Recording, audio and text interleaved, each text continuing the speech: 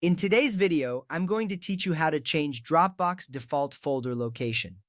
First, let's launch Dropbox. You will see the Dropbox icon on your desktop or in your system tray. This icon may look like an open box or a blue cloud depending on your version. By double-clicking the icon, the Dropbox application will open.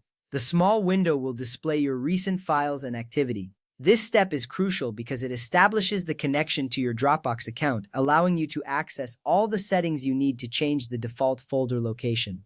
Once you see the window pop up, you are ready to move forward. Next, click your profile picture or initials in the top right corner of the small Dropbox window. A drop-down menu will appear, revealing several options. Here you should select Preferences. This action opens a new window dedicated to your Dropbox settings. Navigating to Preferences is important because it provides the settings you need to customize how Dropbox interacts with your computer. You will notice various tabs in this new window, which will help you further configure your Dropbox experience. Now click on the Sync tab located at the top of the Preferences window. This tab is essential as it contains all the options related to how Dropbox syncs files on your device. You will find settings related to selective sync and storage location. By accessing the Sync tab, you are on the path to changing where Dropbox stores your files. This step ensures that you can manage your files effectively, helping you save space on your primary drive if needed. With the Sync tab open, look for the Dropbox folder location section and click the Move button.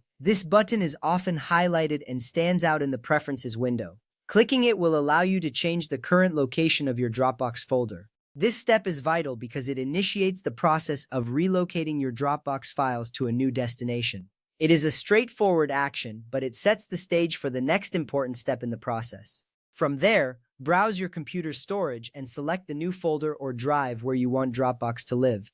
A File Explorer window will open, showing your computer's directories. Here, you can navigate to any folder or create a new one. This flexibility is beneficial because it allows you to choose a location that suits your organizational needs best.